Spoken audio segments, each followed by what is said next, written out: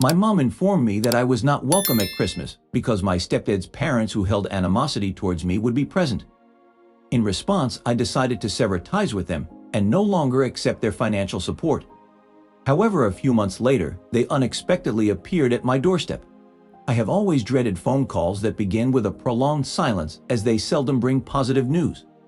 Just 3 days before Christmas, my mom's hesitancy during our conversation signaled the inevitable outcome before she even uttered a word. "Erica dear, I think it would be best if you didn't join us for Christmas this year," she finally spoke. I was taken aback, almost dropping my coffee mug in disbelief. "Mom, what do you mean?" I questioned. "It's just, well, Richard's parents are coming, and they've made it clear they don't want to see you," my mom explained. I sank onto my couch, struggling to absorb the shocking reality. Richard, my stepdad, had been part of our family since I was a child, but this time it felt like my mom was siding with his parents over me. "We have always celebrated Christmas together," I tried to maintain composure as I expressed my dismay. It had been 1 year since Dad passed away. It was a tradition I knew dear, but choosing others over your own daughter. The silence that followed her words was more painful than any excuse she could have offered. When she finally spoke, her tone was strained. "Erica, they've threatened to disinherit Richard if they discover we're still in touch with you. They said they will cut him off from their will and cease all communication with us. So it all comes down to money." "No, it's not just that," she hurriedly added as I protested. "I've informed them that we haven't contacted you in years. Please, you must play along with this just this once." I let out a bitter laugh. "So you want me to act like I don't even exist in your life? That's your solution?" "Richard's parents are challenging people, Erica. They're vindictive and immovable. We have to ensure they believe that no one in the family is in contact with you anymore. You need to understand." I ended the call. I couldn't bear to hear any more explanations about why Richard's parents. To find someone who disliked me as much as Richard's parents did, you'd have to go back over 2 decades. Tragically, my biological father passed away in a car accident when I was just 4 years old. For the next 6 years, it was Mom and me navigating life together. Then everything changed when she met Richard, a widower with a daughter named Hannah. After they tied the knot, Richard and Hannah relocated to our home. Initially, things were harmonious. Hannah and I shared a typical sibling dynamic, squabbles included. However, Richard's parents harbored a deep aversion towards me right from the beginning. They criticized my manners and labeled me as impolite. Their condescending remarks about my upbringing stung, as they insinuated that my father's absence had somehow tarnished me. Their actions spoke volumes, always lavishing gifts upon Hannah while ignoring my presence and talking as if I were invisible. The height of their mistreatment occurred when I was 14. Mom and Richard went on a vacation, entrusting Hannah and me to Richard's parents' care during their absence. Usually we stayed with my busy Aunt Sarah, but circumstances led us into the care of those who looked down upon me. They reluctantly agreed to host us, especially me, but weren't happy about it. After a week of being cooped up together, Hannah and I had a fight over the laptop. Both of us were extremely bored and tensions ran high. During the argument, I pushed her, not forcefully, just a shove, but she lost her balance, fell awkwardly, and ended up breaking her arm. The scream that escaped Hannah was terrifying. Her grandparents rushed in. Her grandpa swiftly took her to the hospital while her grandma called Richard in a panicked state. "You need to come home right away," she yelled into the phone. "Erica hurt Hannah and broke her arm. She needs to be placed in a psychiatric facility. She's completely uncontrollable." After that call, everything changed. They confined me to a bedroom, confiscated my phone, and only opened the door to deliver meals. They referred to me as a violent creature and threatened me with juvenile detention. Mom and Richard decided to shorten their vacation and returned home after 3 days. Richard was outraged and expressed that he couldn't bear to be around me. They arranged for me to stay with Aunt Sarah for a 2-month period. Upon my return home, Richard hardly spoke to me. However, Hannah and I quickly reconciled and grew even closer as a result. Despite not having any anger issues, my parents insisted on sending me to therapy, which created a suffocating atmosphere at home. Leaving for college in another city at 18 felt liberating, as if I was escaping from confinement. Throughout college, I only maintained contact with my mom and Hannah. I dedicated myself to studying administration and management, working diligently to build a successful future for myself. During my junior year, Olivia, my friend, and I secured internships at her father's restaurant chain. I devised a development strategy that surprised everyone with its effectiveness. Profits soared shortly after my graduation. Olivia's father extended a job offer to me as he was passing the restaurant management company to Olivia, who wanted me as her executive director. This role would involve spearheading business development and modernization, effectively becoming her trusted confidant. With Olivia, I played an instrumental role in transforming the restaurant into a thriving business. We established food delivery services, created a mobile app, and introduced workspaces in our restaurants where customers could use laptops while ordering food. We also initiated cooking classes, installed live feed cameras in the kitchens to showcase cleanliness and efficiency, and incorporated special selfie zones in each location. This attracted a younger clientele while retaining our existing customers and drawing in new ones. Business thrived, and suddenly I was earning a salary beyond my wildest dreams, accumulating savings for the first time in my life. Then my mom called regarding my brother Richard losing his job and struggling to pay the mortgage. Richard himself reached out apologizing for past issues and explaining their desperate situation. Feeling compelled to help, I began sending money every month to cover their mortgage. Even after Richard found part-time employment, I continued to assist as they had come to rely on my support. Believing I was fostering a better relationship with my family, I soon realized I was mistaken. After the difficult conversation with Mom, I found myself sitting on the couch gazing at my phone in a daze. My mind was in turmoil, and I needed to confide in someone who could empathize. I decided to call Hannah. As soon as she answered, her sunny tone clashed with my somber mood. "Hey sis, what's going on?" she greeted me. I hesitated before speaking, my voice trembling slightly as I recounted Mom's message. She said I shouldn't come home for Christmas because your grandparents will be there. They threatened to disinherit Richard if they discover he's still in contact with me. Mom has been feeding them lies, making them believe we are estranged. Hannah, rarely at a loss for words, was taken aback. "What on earth is wrong with them?" she exclaimed. I divulged Mom's request for me to feign detachment from the family for the sake of potential inheritance. "Well, forget that," Hannah declared firmly. "If you're not welcome, then I'm not showing up either. If they value money over family, they can celebrate Christmas without us both." Tears brimmed in my eyes as I felt a wave of gratitude for my sister's unwavering support. After enduring everything together, Hannah remained the sole family member who supported me unconditionally. Feeling a sense of relief after chatting with her, I decided to reach out to a few friends who didn't have plans for Christmas. By the end of the day, I had planned a spontaneous orphan Christmas gathering at my place involving Hannah and 5 friends. On the eve of Christmas, Hannah showed up with a small suitcase and a bag packed with decorations. I raided the dollar store, she announced as she dumped shiny ornaments and tinsel on my coffee table. "Your place needs some Christmas spirit." We spent the evening embellishing my apartment, sipping wine and reconnecting. The topics of Mom, Richard, or the inheritance predicament were left untouched. For a few hours, it felt like the good old days. Christmas Day was a stark departure from the formal, tense gatherings of our upbringing. My friends arrived around noon, bringing along food, drinks, and games. We indulged in excessive eating, boisterous laughter, and possibly one drink too many. It was far from conventional, but it was an unforgettable Christmas celebration. By the end of the night, even Hannah admitted it was the best Christmas she'd had in years. But of course, reality has a way of intruding. While scrolling through Instagram before bed, I saw a post from Mom. There she was, smiling next to Richard's parents in their living room, everyone wearing matching Christmas sweaters. The caption read, "So blessed to spend this special day with family." Family. The word felt like a knife twisting in my gut.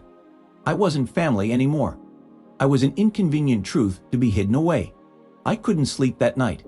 The Instagram post kept replaying in my mind along with every monthly mortgage payment I'd been making. Every time I sent that money, I thought I was healing old wounds, building bridges. Now I realized I'd just been buying the illusion of family. The next morning, I made a decision. I opened my banking app and canceled the automatic transfer to my parents' mortgage account. Maybe it was petty, but I was done being used. 2 weeks passed. I threw myself into. I was grateful for the influx of new restaurant customers after the holidays eager to fulfill their New Year's resolutions by trying out new dining spots. While Olivia and I were deep in discussions about opening a new location, I found comfort in the distraction it provided. Just then, my phone rang, and despite hesitating, I decided to pick up. It was my mom on the line, and she wasted no time getting to the point. "Erica, there's an issue with the mortgage payment," she declared, skipping any pleasantries. "Did you forget to send it?" I replied calmly, "No, I didn't forget. I deliberately canceled it." There was a moment of silence before she questioned, "What do you mean you canceled it?" I stood my ground and informed her, "I've made the decision to stop paying your mortgage. You chose to prioritize your in-laws' financial support over our relationship. Now it's their turn to assist you with the mortgage." Stunned, she retorted, "You're acting childish, Erica. This is about Christmas." I stood firm. "You made it clear that money holds more value to you than I do." Message received. Her panicked tone shifted to a different emotion. Accusatory. "I am aware of your actions. You successfully persuaded Hannah not to join us for Christmas. You manipulated her against us." "What do you mean I didn't do that? Remember when I had to inform Richard's parents that she was seriously ill? I had to fabricate a story and deceive them because of your influence. I couldn't believe the things coming out of your mouth. Your obsession with the inheritance has driven you to madness. Decent individuals don't fabricate illnesses for their own children, Mom. They don't cut ties with their family for money. You're completely misguided," she exclaimed. "Despite everything we've done for you, what have you done for me recently, Mom, other than exclude me from Christmas and deny my existence?" She abruptly ended the call. The following months passed quietly. My mom didn't reach out, and I didn't either. Hannah stayed in touch, making time for visits whenever possible. She had become my sole connection to my past, the only family member who hadn't betrayed me. I focused on work, immersing myself in new projects. Olivia and I expanded our restaurant brand, launching a new location in a different city. The town's businesses thrived, life felt stable, yet a sense of emptiness lingered when I pondered my family. Then one evening in late April, Hannah phoned. "Hey, I'm coming to visit you tomorrow. Is that all right?" There was a hint of unease in her voice, but I didn't pry. Hannah always spoke her mind when necessary. The next day, just past noon, the doorbell chimed. Upon opening it, I was surprised to see not just Hannah, but Mom and Richard as well. I was taken aback, stepping back and nearly shutting the door. Hannah urged, "Please, Erica, hear them out." Observing their expressions. Mom's anxious, Richard's uneasy, Hannah's imploring. I sensed that this encounter wouldn't be brief. They entered my living room like strangers, which I suppose they sort of were by now. Mom clung to her purse, Richard loitered by the window, and Hannah coughed nervously. "So I believe Mom and Dad have something they wish to say," Hannah announced. Mom gathered her courage. "Erica, we've come to apologize. What I did at Christmas." I waited for more, but she seemed to think that was enough. "That's it," I finally asked. "We miss you," Richard added. "The house isn't the same without you dropping by. The house I wasn't welcome in at Christmas, the house where you pretend I don't exist whenever your parents visit." My voice was rising, and I didn't care.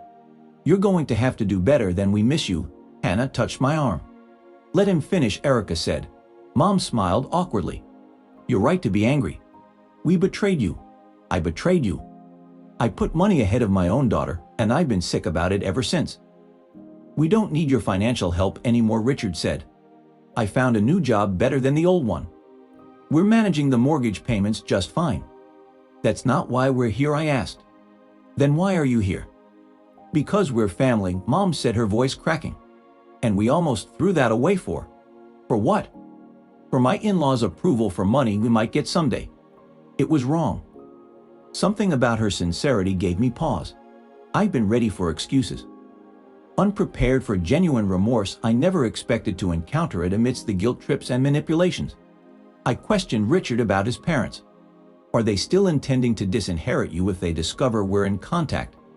Richard's gaze shifted to his hands as he recounted the aftermath of revealing the truth to them. I finally mustered the courage to inform them that I could no longer feign ignorance about your place in my life. They reacted predictably, flying into a rage and threatening to sever ties with me as they had warned. Curious, Hannah inquired what prompted them to reconsider. I did, she replied. I reached out to Grandma and Grandpa expressing my unwavering support for you and Dad. I made it clear that if they refused to embrace you as part of our family, they risked losing me as well. The resolve in her voice was palpable.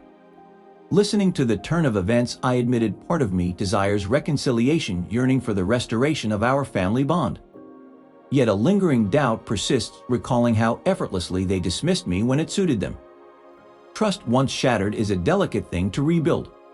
You pushed me away when it was convenient for you. What happens next time? They threatened to sever ties with you. There won't be a next time, Mom declared. We've set a boundary. You are our daughter, and that is non-negotiable. I glanced at Hannah, who nodded supportively, then at Rich, who appeared more sincere than he had in years, and finally at Mom, whose eyes were brimming with tears. I'm not saying everything is okay now, I said cautiously.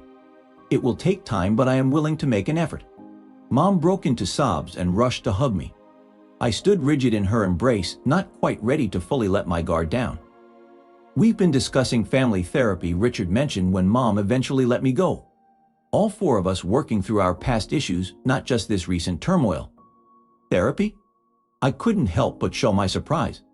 Richard had always mocked my mandatory anger management sessions during my teenage years. It was Dad's suggestion, Hannah explained, looking impressed with him. He believes we all have unresolved issues to address. I should have defended you years ago, Richard confessed, referring to the accident. Not long after Hannah's arm incident, I realized that I had allowed my parents to influence how I treated you, which was unfair. Reflecting on the years spent seeking my father's approval, enduring therapy programs that tried to fix me when I wasn't broken, and financially supporting my parents in the hope of earning their love, I knew change was necessary. One evening, we engaged in a lengthy and challenging conversation, touching on unresolved emotional wounds, a painful Christmas betrayal, and the steps needed to rebuild trust. This dialogue led us to establish a plan that included weekly family therapy sessions, starting the next month, exclusive dinners for just us four, clear boundaries for acceptable behavior moving forward. This plan marked a new beginning, rather than immediate forgiveness. Following their departure, Hannah remained with me, displaying a comfortable familiarity akin to a beloved sister. As she settled onto the couch, she asked, "You okay?" I gave an honest response. Part of me wants to trust them, but another part is wary. I understand why she focused on a small detail like the loose thread on my throat pillow. I believe they are sincere this time. Mom was in turmoil after Christmas, kept admitting she had made a terrible mistake. Did they request you to organize this? Hannah shook her head. It was my suggestion. I was tired of being stuck in the middle, listening to them express how much they missed you while aware of the pain they caused. I slouched back, suddenly feeling drained. I doubt family therapy will resolve everything. Hannah agreed, probably not, but it's a start, and I'll be there too to prevent any regression. I grinned at my sister, my true sister beyond blood. When did you become so insightful? I learned from you, she replied, nudging my shoulder. You never gave up on me even when we were kids and I was difficult. Now it's my turn not to give up on this family. That night, after Hannah led the way, in my apartment, I sat alone, pondering second chances, contemplating family, both the one you're born into and the one you choose, and the power of forgiveness. Uncertain if I was prepared to fully embrace my parents again, I acknowledged that trust once shattered isn't easily repaired. Yet perhaps from the fragments of our fractured relationship, we could construct something new. The initial family therapy session was predictably awkward. Dr. Levine, a compassionate woman in her 50s with a firm demeanor, gathered us in a circle to discuss our expectations. I just want my family back, Mom confessed tearfully, while I expressed my desire to understand why I had felt disposable. Richard, visibly unsettled, shared his aspiration to become a better father to both my sister and me. Hannah, always the peacekeeper, articulated her wish for honesty and transparency among us. Dr. Levine nodded approvingly, acknowledging the validity of our yearnings. This won't be effortless, she warned, but establishing your intentions is a positive first step. In the following weeks, we convened regularly for sessions that sometimes. Progress was made as we continued to engage in productive sessions. Despite disagreements and emotional moments, we persistently delved into deep-rooted issues spanning years of misunderstandings, resentments, and fears. We explored the reasons behind my persistent financial support, Richard's parents' manipulation of their inheritance, and the significant Christmas betrayal that had profoundly affected me. Alongside our therapy sessions, we began to nurture our relationships through simple gestures, like regular phone calls from mom-thoughtful articles shared by Richard and the unwavering bond between Hannah and myself. A turning point came when Richard candidly shared about his own upbringing, reflecting on how his parents controlled him through money and the threatening tactics they used to enforce their expectations. After her passing, I seemed to lose my strength. Dr. Levine noted that when they began mistreating Erica in a similar manner, I reverted to my accustomed behaviors. He expressed sincere regret as he acknowledged, "I failed you, Erica. I'm truly sorry." That day marked a change within me. I finally saw Richard in a different light, not as the stepfather who had wronged me, but as someone who had also been manipulated throughout his life, much like I had. Recognizing that we both deserved better, I conveyed this sentiment to him. By the third month of therapy, we felt prepared to take our newfound family dynamics outside the therapist's office. I was invited over for dinner at their home, my childhood residence, for the first time since Christmas. Despite feeling anxious as I pulled into the driveway, I was greeted by the comforting aroma of my favorite dish, mom's lasagna, and a dining room adorned with photographs. The images captured significant moments like my college graduation and time spent with Hannah. Tears were shed by all of us as we put up photos from happier times, Mom explained following my gaze. "They belong here. You belong here," she said. Dinner wasn't perfect, with awkward pauses and old tensions threatening to resurface, but it felt like progress. After dinner, Richard took me aside to show me something in his office. There on his desk was a legal document. "What's this?" I asked. "I've been working with a lawyer to ensure that whatever happens with my parents' inheritance won't affect what I leave to you and Hannah. You'll both be treated equally in my will, no matter what," he said. I was speechless, staring at him in disbelief. "It's not about the money," he quickly clarified. "It's about making sure you know that you are my daughter, Erica. Not by blood, but by choice. And nothing, not my parents, not their money, will ever change that." I didn't cry often, but tears flowed then. On the drive home, I called Hannah to share the evening's events with her. "I believe it," she said. "Dad has been working on that will for weeks, wanting it to be perfect for you. How did everything change so drastically?" I pondered. "When you stood up for yourself," Hannah replied. "You showed them they couldn't have it both ways. They couldn't treat you poorly and still expect your financial support." Her words struck a chord. By cutting them off emotionally and financially, I forced them to make a choice, and surprisingly, they chose me. During our next therapy session, Dr. Levine asked us to share what we had learned so far. "I've learned that I can't control how others treat me, but I can control how I respond," I stated. "I don't have to keep paying both literally and figuratively for people to love me. I've learned that I married a strong woman," Richard said, gazing at Mom, who raised an even stronger daughter. "Standing up to my parents was long overdue. I've learned that family isn't just about blood or obligation," Mom added. "It's a choice." Every day, Hannah smiled as we gathered at a new restaurant my company had opened for dinner. I discovered that my sister had transformed into a strong, self-assured individual who refused to tolerate mistreatment. We all chuckled at her newfound assertiveness. It had been 6 months since the tumultuous Christmas that had nearly torn our family apart. As we sat together sharing laughter and anecdotes, I had a realization. We were no longer the same family we used to be. Our previous dynamic had been plagued by silent grievances, anxiety, and duty. While still imperfect, and with occasional rough patches, we were now actively addressing our issues together. Richard's parents remained a complicating factor, but had surprisingly withdrawn since our reconciliation. We acknowledged that old wounds may resurface, but were dedicated to healing and moving forward as a united front. This, I was coming to realize, was the key to our newfound unity.